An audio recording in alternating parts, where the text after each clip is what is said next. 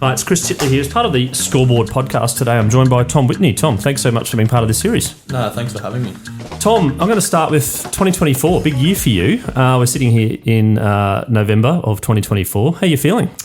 Yeah, it's been a pretty crazy sort of month, 2 months, last couple of months. Sort of going into finishing last season, being injured last season, and then going into this season, it's just been start of the season, and yeah, it's been a pretty whirlwind few months as of late, but yeah, it's been really good. Loved it. So a couple of highlights, one being selected for Queensland Sheffield Shield team, and then onto the debut. But before we get onto the debut, I'd love the listeners out there to understand that moment, that the phone call or whatever it was that you got to get the call up, how it all felt. So Hart's called me and he mentioned that I'm in the squad, and I sort of went into it. I'm like, oh, am I playing? I could be playing, could not be playing. And then sort of 2 days before at our top-up training, got the nod, which was nice. And it was pretty nervous going into it, but to be able to get presented my cap was it was a dream come true as a little kid. Yeah, so 2 days knowing that you're going to play for Queensland and obviously sharing that news with some friends and family. The sleeps the night before, how'd it go? Sleep night before wasn't too bad. I reckon it was more the sleep going through the match where I was like, I can't really sleep. Need to think about what's happening. But the sleep night before I was actually surprisingly pretty calm. And then as soon as I woke up, it was just everything was going. All my beans were going, and it got to the ground pretty early to sort of relax. But yeah, to tell mum and dad, they were so proud. They were there for the 4 days, and then obviously all my mates came on the Sunday, which was really nice. And Tom, the dream of playing Sheffield Shield cricket growing up as a kid, was that your dream or one of your dreams? Yeah. Obviously, Penny could be getting baggy green, but yeah, to be able to play for Queensland, that was a dream of mine. Sort of growing up in, I guess, northern New South Wales, where there's not really, you're so far away from Sydney, so far away from the Blues, but you support Queensland all your life. So it's like, it was one of those moments, one of those, I guess, dreams where you look at it and you're so far away, but it's always been a dream, yeah. And then getting the ball for the first time, the first ball, it was pretty vivid in your memory? Yeah, it was pretty vivid.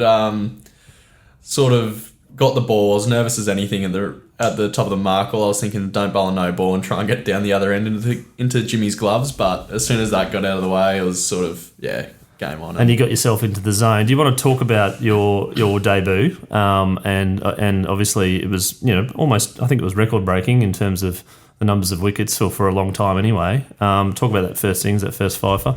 That was a pretty cool moment, sort of getting that first wicket. There was a drop catched early off my bowling, which you sort of see that drop catch go down and you're like, I'm never going to get a wicket in this match. And then I was lucky enough to get the wicket of Nathan McSweeney, and then now Test player, by the way. Now Test player. It's a nice one to have. And then another wicket to follow, and and then one before the break of play, one before the day's end, and sort of going off the field. I was like, this is a good day. And then you sort of I got back out there the next day, and then lucky enough in the first couple of overs got 2 wickets, which was nice. But no, it was a pretty good performance by everyone. It was so nice to be able to sort of run in with no pressure, and having Steck and Ness at the other end and telling me what to do at mid-off and mid-on. They were awesome. How did you find the Sheffield Shield game? Once you got into the rhythm, did you feel like you were yourself, or were you still thinking, actually, this is Sheffield Shield? Were you pinching yourself a bit during the game? Yeah, 100%. I was sort of sitting on the boundary, and I'm like, look, I'm wearing a baggy maroon. I'm wearing the Queensland Bulls kid, and I was sort of like, this is everything I've dreamt of as a kid. And to be able to do it was sort of, you had those pinch yourself moments throughout the game where you could sort of look back and relax and think, this is really what I'm doing. And then sort of you got the ball again, and it was just like anything else, like game on. And then the second innings, 3 for 8 for the match. What were your figures in the match then? 8 wickets for 100 and something, I think. Yeah, I'm not quite sure the exact number, but yeah, 8 for 100 and something, which was good. It was lucky. Well, too bad we couldn't get the win in the end, or even save the game with a draw. But yeah, it was was a pretty nice debut. A win would have been better, but to be able to get a couple of wickets was really nice. And then leading into the summer with the Test team being picked or not being picked, and now obviously it has been picked, but your name was Googled quite a bit. It was one of the most popular names on Cricinfo, in terms of Australia at the time. How does that make you feel? Yeah, it's pretty crazy. Like after the last couple of months, you never pictured anything like this would happen. But yeah, it's just one of those things, I guess. There's a lot of people that support cricket around the world, and there's a lot of people that follow the Sheffield Shield, and if you're lucky enough to do something, then yeah, it's lucky. But no, I'm just sort of looking game to game, and yeah. And Tom, you're going back a little bit. Your junior cricket days, you must have had some long days in the field and had some mishaps along the way. What draws you to cricket?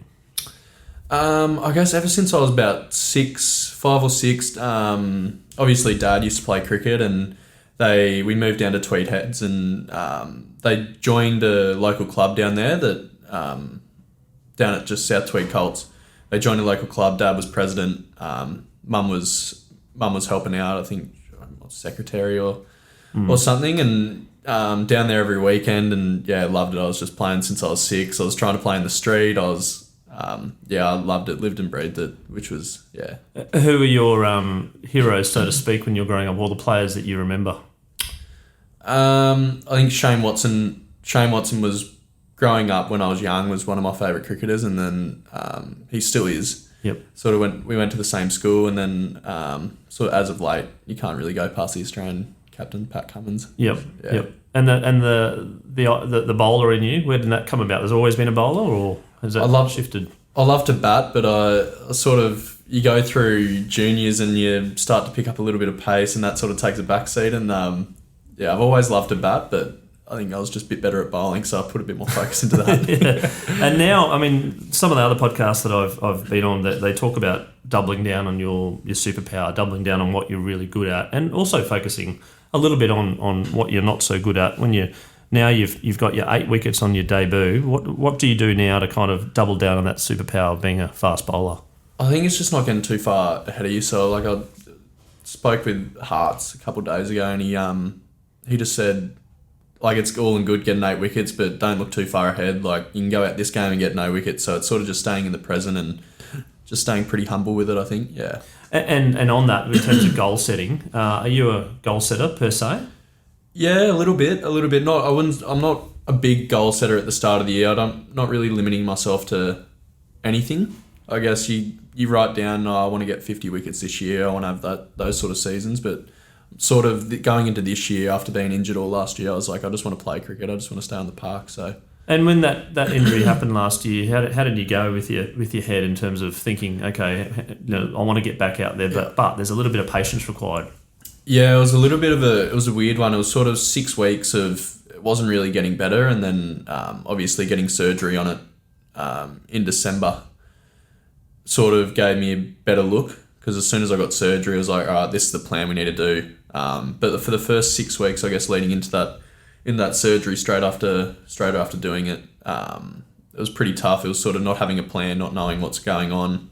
That's where my sort of support system, mum and dad, and all my mates outside of cricket really helped me, which was good. Yeah, and just on that, the support crew, the friends and family that have seen you through I think Jared Lyons called it an investment from you. It's not a sacrifice. There's obviously sacrifices per se, but it's an investment in you. Do you feel the pressure, the weight load on that, or you've always got your support crew no matter what happens? Yeah, that's probably the most important thing. I think always having those mates outside of cricket have helped me so much. Sort of like, you go after a long day of cricket, they don't really know what's going on.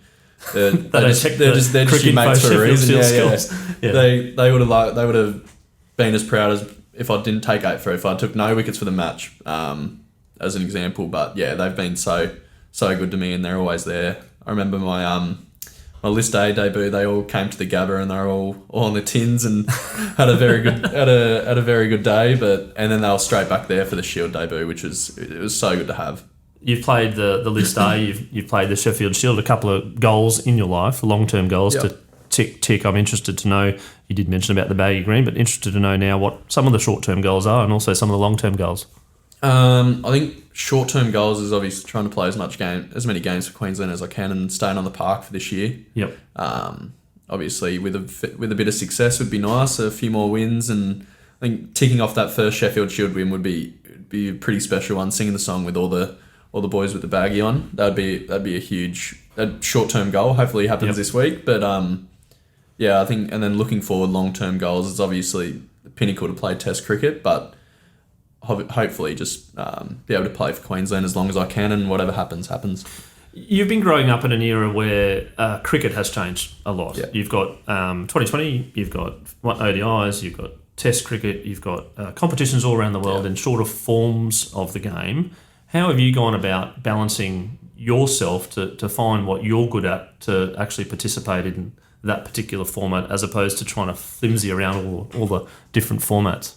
Yeah, it's a tough one, I guess. Sort of, when I was a kid, it was always Test cricket pinnacle. Test cricket is the pinnacle of everything, and then you sort of get a lot more ODIs come in, a lot more T20s, and you're watching a lot more white ball cricket, and then obviously going through your juniors, you start playing a lot more white ball cricket rather than red ball cricket. So it's sort of just like constantly developing your skills, and sort of honing your game in and knowing what kind of bowler you're going to be, and sort of working out different sort of plans for everything. But yeah, it's a new way of cricket, I guess. Yeah. And you change up a little bit in terms of the formats, the way that you play and the way that you have to kind of alter your behaviour? Is it sort of like hat on, hat off, hat on, hat off? It's a tough, there's a lot of different sort of planning going involved to a red ball game as it is a white ball game, I guess. You're obviously not bowling knuckleballs and slower balls in a red ball game, but white ball games, there's a lot. You need to be constantly on like the whole 20, 50 overs, whereas a red ball game, you can sort of slowly switch off and switch on throughout the game, because 96 overs, if you're on for 96 overs, you're going to be mentally fried at the end of the game, but you can sort of go through those periods, I guess. Just on that, the mental part of the game, there's obviously an element of skill, but there's also a lot in the head. It's a long game. Things go for 4 days, 5 days, etc. How are you going? Are you coping okay? And is there an emphasis on trying to get that head right? Yeah, 100%. I'm coping really well. Sort of going through first 4-day game, first Shield game, trying to find better ways of switching off and switching on at night. So I've been talking with the team psych just to be able to get that recovery, that sleep that you need, instead of constantly being on, constantly thinking about the game. Which you did as in the first debut, game, I did. Yeah. So I've done some work over the past couple of weeks to sort of prepare for this next one, and hopefully it works. Did you get any superstitions out of the first game that what you did right was the left true before the right, etc., and that way you're going to continue on with that? No, I didn't have much. I think it was a funny one. I remember day 4, we were sitting in the change room, and we didn't lose a wicket all the middle session, and we were sort of in the mix of whether to go for it or whether to draw. And we had a really good middle session, and I remember there was 4 of us, me, Benny McDermott, Mitch Swepson, and then Xavier Bartlett was there, and we're all sitting in the change room. We're like, all right, we can't move. I was on the floor, he was on the esky. So you literally still, right? We sat there for the whole session, still watching it in the change room, and it was pretty funny. So I think that's one of the superstitious things that you do as a cricketer. But yeah, there you go. I think my kids were playing under 12s the other day, and a guy was close to 50, and they're all still. So must be stay in your seats. Must be a cricket thing. Yeah. Tom, being selected for Queensland, why do you think you got selected for Queensland in terms of what you think you've got that others potentially may not have? I think I'm pretty lucky to have a nice ball speed, and an aggressive bowler, but I like to think of myself as being aggressive and being able to take wickets and do a job for the team. And then when it comes to strategy, bowling against particular bats, the planning and the homework around not just before the game but also during the game. How have you found that, the strategy side of the game? Yeah, I love it. There's not much you need to change, but there's also little things that you need to look out for, whether just more where you're going to miss, I guess. Where not to bowl to his strengths, but different ways to get him out. Okay, bowl a little bit forward to this guy at the stumps, and I've loved it. It's been able to have the analysis and coaches there, and I guess experience around you to tell you what to do. It's been so cool, and being able to go back and at club cricket and sort of trial that, and then obviously going in this game, it's been great. And Tom, is there a batsman out there that it's challenged you the most? I think playing in that Shield game, Alex Carey he's just in unreal form at the moment. He's just one of those batters that you look at and you're like, he has so much time. He's not hurrying him up.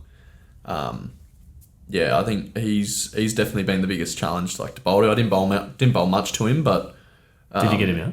No, I didn't get him out. Didn't get him out. He was wish I had that was one, pretty hard to get out, wasn't he? So he's a hard person to bowl to at the moment with the form he's in. And Tom, you're on a rookie contract, a second year of a rookie contract with the Queensland Bulls, which means that they supplement you with income to play cricket to ultimately get to a full contract. Your year two, then obviously next year you're available for a full contract. How does that make you feel? And I suppose professional athlete as a profession, how does that sit with you? Yeah, it's always it's been a dream my whole life to be a professional cricketer and hopefully do it for a job for as long as I can. Especially going through schools, going through the pathways, and then you sort of get there and you're like, this is so cool. But just trying to stay level and hopefully keep playing cricket, keep playing on the park, and hopefully all that just works itself out as I go. Yeah, and then from that, in a previous interview, one of the rookies for the Denver Nuggets, Spencer Jones, has made his debut for the NBA. It's a dream come true, as you have in Queensland. And obviously, there's a higher dream to play for Australia, but professional sports careers can last 15 minutes and it can last for 15 years. Have you thought about a plan B in your head? Is there something in your head that if cricket doesn't work out, which you obviously don't, you want it to work out, but is there something that you're thinking about? Yeah, at the moment I'm studying property economics at QUT, so sort of just trying to tick away at that one at a time and doing one or two subjects a semester, just ticking that over. But it's something in the future that I'll probably want to get into property development or something along the lines of that. So, and where did that interest come from?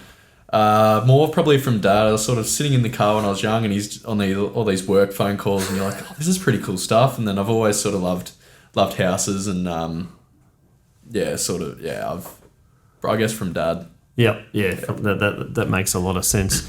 Tom, I'm going to throw a few characteristic traits at you, and you can say whether you are this person or not, and maybe explain a little bit why. But I'm going to start with resilient. It's something which a number of other professional athletes have gone through a lot of adversity to get to where they are. I'm interested to know whether you think you're a resilient person. Yeah, I think if you had asked me that 2 or 3 years ago, I probably wouldn't have said so. But sort of going through the past couple of years, I've sort of developed to be pretty resilient. I would have thought after overcoming injuries and all the sort of good stuff like that. But I think now I've sort of developed into a pretty resilient person. And in terms of structure, are you a structured person? Do you have your week kind of planned out in advance, or are you a little bit flimsy? I'm pretty structured. Yeah. It's sort of, I'm going to do this in this day and this on this day, sort of leading into games, I guess. Yeah, I'm pretty structured. And when it comes to empathy, which is a word which people use about, obviously accepting feelings for others, how empathetic is a word which a lot of the other athletes have said that they are. How do you feel about, the word empathetic when it sits with you? Yeah, I agree. Yeah. And what about nervous? Yeah. Different situations. I guess playing in the high level, Shield level, I'm nervous, but hopefully over the next coming years, I get that out of me. But I've always loved nerves. Like, I think nerves are such a good thing. It shows that you care. It's a good point. But I've always sort of been nervous. Even on the weekend, club cricket, you're always a little bit nervous. Your stomach feels a bit giddy at times, but I'm a nervous person. What do you do when you're feeling that way? You're getting those butterflies going and you're going out to bat, or you got the ball. Is there some sort of technique that you use to kind of get yourself back into the flow? I sort of let it happen, I guess. Yep. I like being nervous. It keeps me on. It actually gives you a plan. I feel like for me anyway, it gives me more of a plan because I think about it more. Okay, this is what I need to do. This is what I need to do. It actually helps me a lot more. If I wasn't nervous, then I sort of go into it and I'm like, not really. I don't really have a plan for this. But I sort of try and ride the waves. But if I start getting a bit too nervous, then I guess you have all your breathing techniques and sort of get over it. But I try and accept it and embrace it. Introvert or extrovert? Introvert. Yep. And when it comes to the preparation, do you have some sort of routine into preparation past the night before? Yep. Can you talk about that? Yep. I'm big carbs before the day. I make sure I'm hydrated. I've always had this problem with cramp. I've always cramped when I was young, and I remember a few years ago in the under 19s World Cup, our physio is like, make sure you're peeing clear before the day. So I've always made sure that I'm have clear pee before the day, and I have all my hydrolyte and everything. Yeah, the magnesium tablets is another thing I got told. But yeah, I've always been sure of that. And then now working on other forms of the game besides your bowling, how much time do you spend, getting in the nets and having a bat as well, and fielding, etc.? Yeah, I try and bat as much as I can. I'm not a massive batter. I feel like being underprepared is a little bit better, but at the same time, I really want to sort of improve my batting, and lower order runs, especially in red ball, is so important. And white ball, like you look at Pat Cummins the other day, he's so important at number 8. So being able to have your lower order score runs and be able to put on 50, 60 runs down the bottom can really help us anyway bowling. But yeah, I think lower order runs is important, so I try and bat a fair bit. And fielding's always a big part of the game. You're out there for 96 overs, so we're always fielding. So now I got you saying that a couple of years ago you probably weren't as resilient as you are now, going through that injury period. I'm going to use the word confident and see what you're at right now in terms of your confidence in yourself. Yeah. At the moment, I feel pretty confident with myself, and obviously my cricket at the moment. It helps when you're having a good year and you sort of ride that wave of confidence, but at the same time you want to stay confident even when you're having those low periods. I think I feel like confidence is so important for me anyway, especially with the ball, because you just feel 10 feet taller when you're running into the crease. You're like, okay, I can get this guy out. At the moment I feel pretty confident, which is nice off the back of a few nice performances. As a bowler, sometimes I'd imagine you bowl really well but don't get a wicket, but also you might not bowl that well and get 5 wickets, etc. How do you manage that, and how do you balance that with the scoreboard of performance with selectors versus how you think you went? Yeah, it's a tough one. You look at, I'm not getting any runs, or I'm getting hit for these runs, and you feel probably better than you do when you actually get wickets. And then hopefully you're just sort of looking at the selectors and saying that you're bowling nicely, and they're actually watching the footage. But yeah, it's one of those things I haven't really mastered yet, but it's sort of a hard one. So but when you come off the field and you get none for etc., but you think you've done well, I suppose it's a tricky one to get selected, but you've been selected for a reason, right? Yeah, and obviously if you're not taking wickets, someone's taking wickets at the other end, so that's always you sort of bowl. We talk about bowling in packs and bowling in partnerships, and you could take no wickets one day and we have them all bowled out, and that's fine. You get off the field, and it's sort of the days where not many wickets are falling, everyone's not taking wickets that are hard ones to swallow. But yeah, you sort of bowling partnerships and bowling packs, and hopefully someone's taking wickets at the other end, and then they might not take wickets, and you take wickets the next day. So it's one of those things. Yeah. How did you find with the camera shoved in your face now that you're playing club cricket, now you're playing Shield cricket, now you got 8 wickets, and now there's people maybe going, oh, he's the next Australian fast bowler, and they shove a camera in your face, and you're like, hey Tom, how you going? How did that feel? Yeah, I don't think it's something I've sort of sat back and really appreciated or taken in yet. It's one of those things at the end of the year or over Christmas when we get a couple of weeks off where I can really sit down and be and think, oh, this is pretty cool. This is what I've always wanted, I guess. But at the moment, I'm just riding the wave, and hopefully it keeps going. Then in the down months, which you mentioned about taking a bit of time off, there must be some gaps in between, and obviously you're studying and everything like that. But what switches you off, mate? Well, have you got a secret hobby that others don't know about? No, I like to play my golf. Yep. I like to play my golf, but I also go down and see mum and dad. They live down the coast, so whenever I get any time off, I go down and see them and see the dog. So And do you play golf with your cricket mates or just mates outside of cricket? Yeah, play everyone. Well, there's enough golf snuffs in the cricket team. You'll get time off at the same time. You play golf with them, but I also have a couple other mates that are pretty handy golfers that I try and keep up with, but struggle. Who's the good golfer and the not so good golfer in the Bulls squad? Max Bryant is a very good golfer. There's a few. Mark Stecky's a good golfer. We sort of have our crew, me, Steck, Max, that we sort of play with. And they're not so good ones, or you're not going to say? They're all pretty, to be honest, they're all pretty good. Yeah. They all play enough golf that they're all pretty good, yeah. Yeah, and a favourite course? Favourite course? Cooley Tweed. Coolangatta Tweed. Oh, right, near the home. Near the home. I was a member there for a long time, so it's favourite course that's local. Well, not local, but close enough that I've played. And Nudgee. I was a member at Nudgee for a little bit. Now I'm a member at Oxley. So, mate, and come back to Brisbane. How have you gone living back in Brizzy? Yeah, I loved it. So I've moved up here grade 8 to go to Ipswich Grammar. So I went there for all my schooling, and then lived out there for a few years. And then moving into Brisbane, it's been great. It's close to training and sort of getting into that.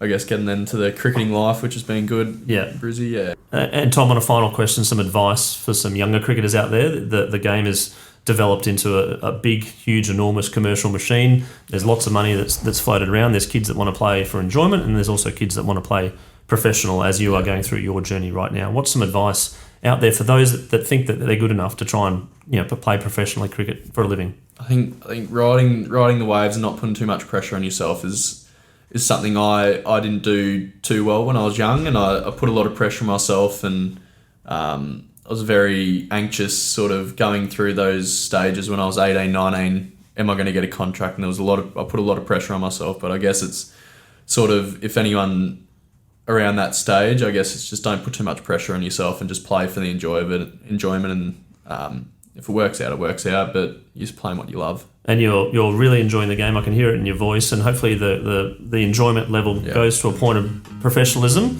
Yeah. Tom, I wish you all the best in the future. Congratulations on your debut for Queensland, and look forward to following the progress of your career. Thank you very much. Thanks for having me.